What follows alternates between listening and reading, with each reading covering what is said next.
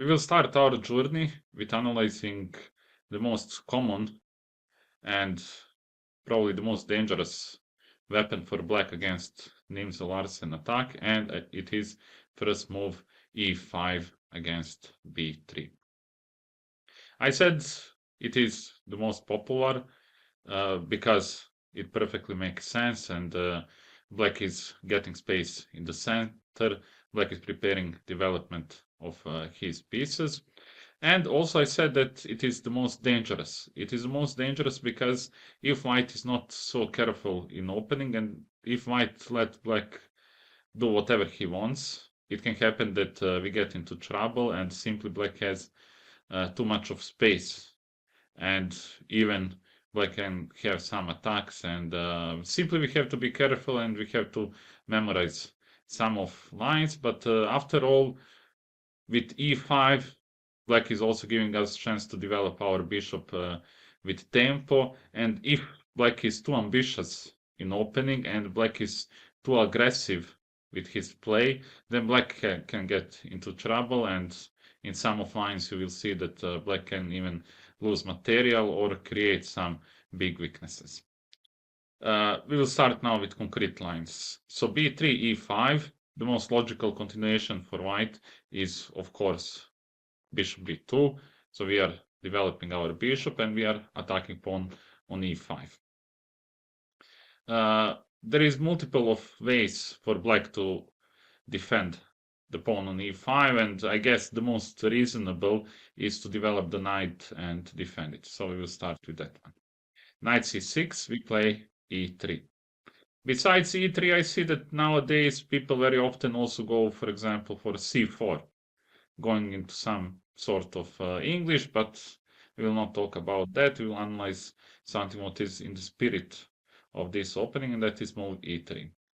Also, after e3, black has a lot of possibilities, and I think that the most reasonable one is simply to develop knight f6. Later on, we will also cover other options for black. Knight f6, we go bishop b5.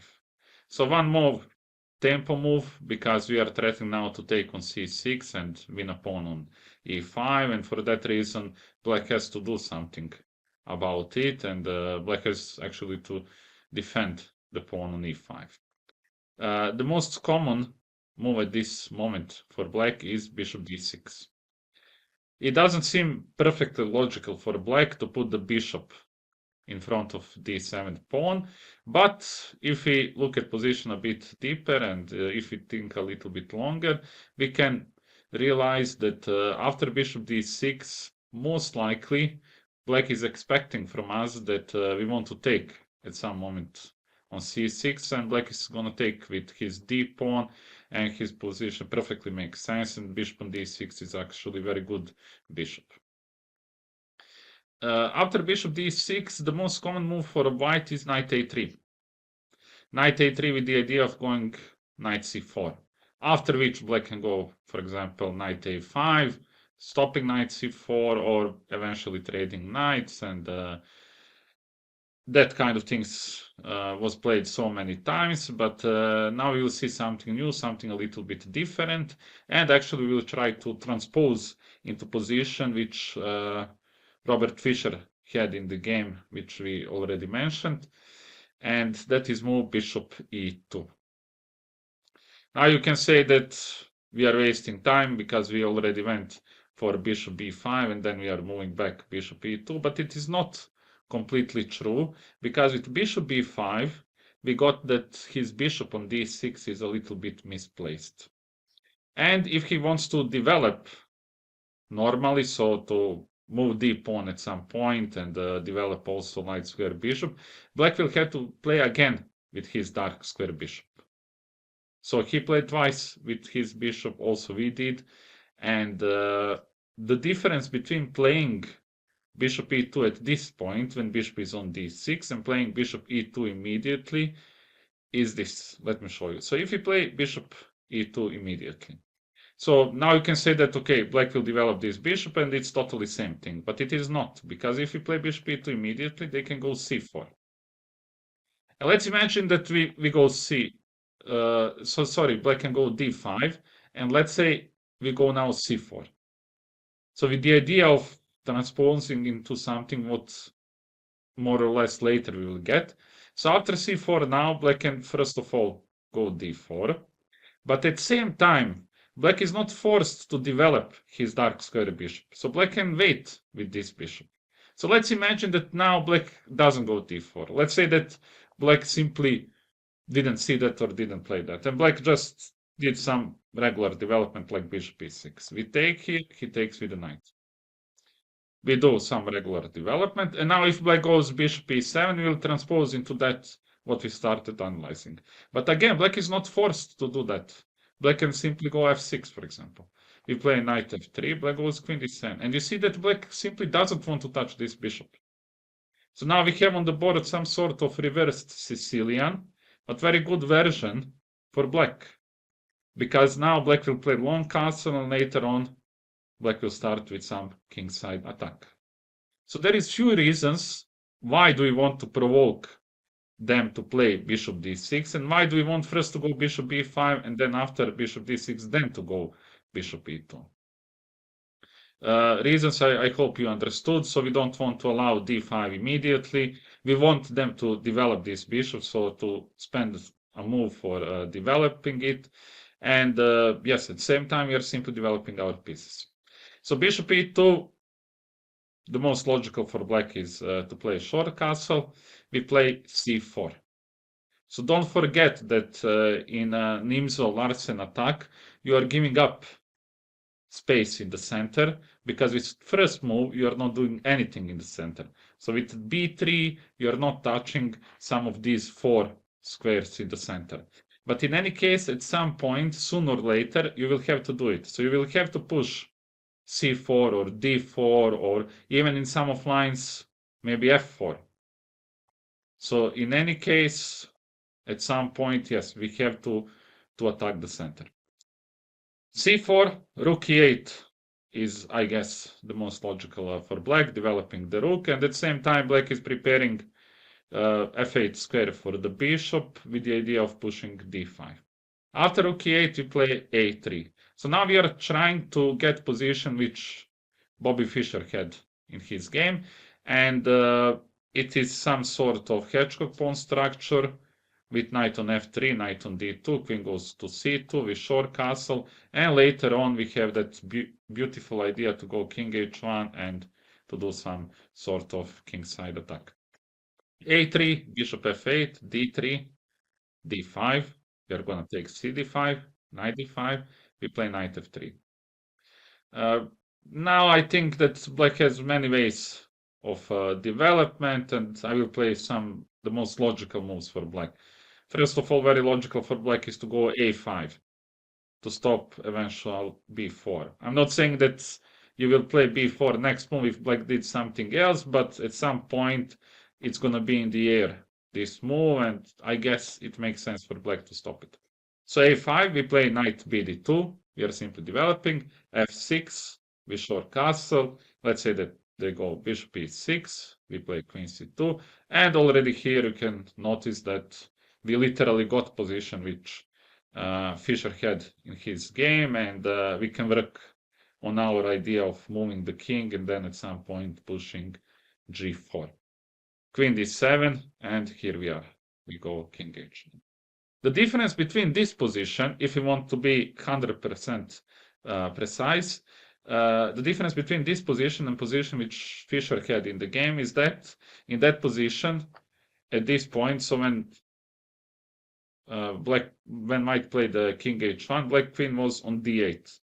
But there is no big difference between these two positions, because more or less position is still closed, and this kind of details are not that important. And what is more important, the idea behind our moves. So king h1. Let's imagine black does some normal development. We play rook g1. Again, black can do many different things, and here I played knight b6. Knight b6, we go knight e4. Why do we play knight e4? Because we are aiming for knight c5 with the idea of getting bishop pair.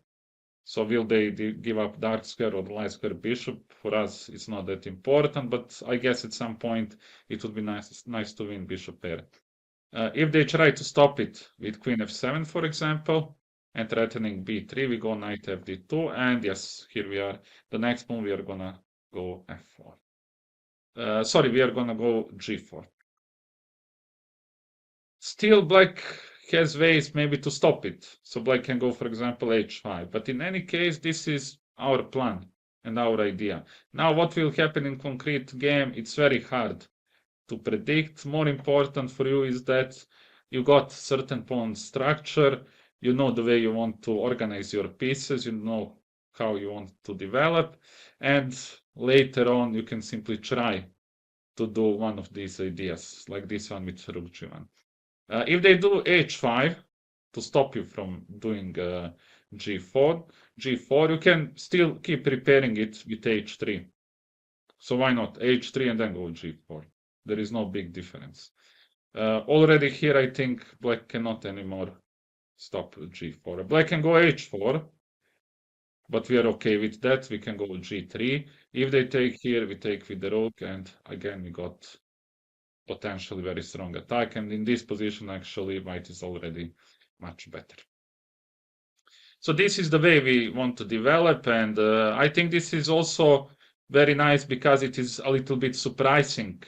You know, at this point, as I said, the most popular move is knight a3 for white, and move bishop e2 was played very rarely, and I'm sure that your opponent is not going to expect this, and I'm sure that he will do some regular development, as we saw, like short castle, we play c4, rook e8, so he will do this kind of things because I think most of players, I would bet that they will do like that. For yourself, you know how to develop, so you want to have hedgehog pawn structure, and after that, just regular development, most likely with queen on c2, castling, at some point you play with attacking ideas with g4, g5. You have also very nice move, knight e4. I mean, it's a regular play for white, and I think all these positions are good for us.